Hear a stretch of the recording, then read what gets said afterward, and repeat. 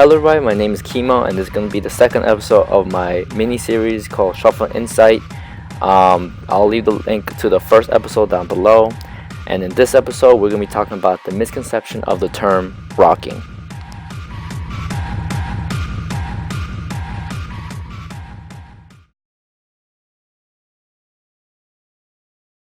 Browsing around through Instagram and seeing these new shufflers who are changing the scene and really rocking the new community, I've noticed that the ones who are dancing in this sort of style have called themselves the rockers or having the rocker style, and this is where it becomes incorrect.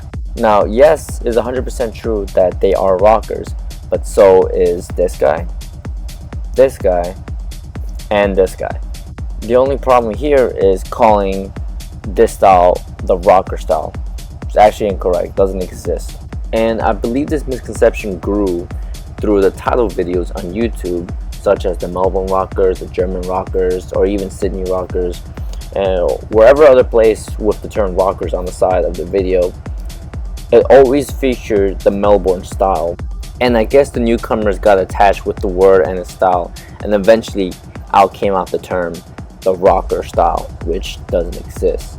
And eventually others caught on through the popularity of a couple of people giving out misinformation about being a rocker or having this quote-unquote rocker style, and even taught tutorials on how to rock properly, which also is non-existent. The only rocking motion that could be taught, especially for someone who is new, is the rocking motion of your upper body. That's the only thing that could be, I guess, sort of taught as a tutorial in some way. But teaching them like steps here and there will just lead straight to them being Melbourne shufflers. But it would not lead them to have the quote-unquote rocker style. It would just lead them to have the Melbourne style.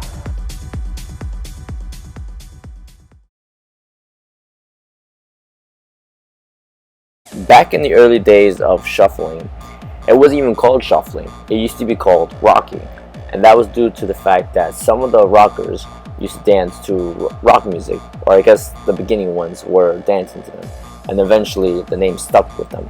It was up until the early mid-90s that the term rocking was then changed into shuffling, and this was due to an interview that Rupert from the group Sonic Animation later coined the phrase, as he says here in this video.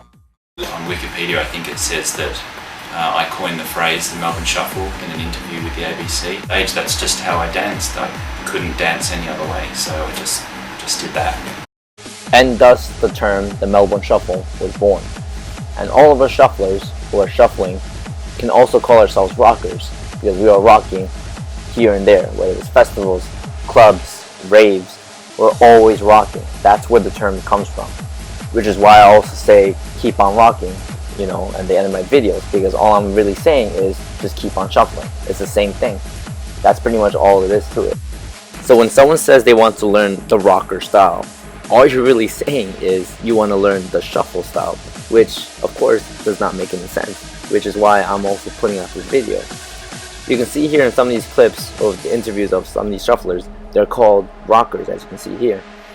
But that's really all there is to it. No matter what shuffle style you do, at the end of the day, you are a rocker. Thank you guys so much for watching this video. I hope this elaborates more on the term rocking and how it actually correlates with any other style of shuffling.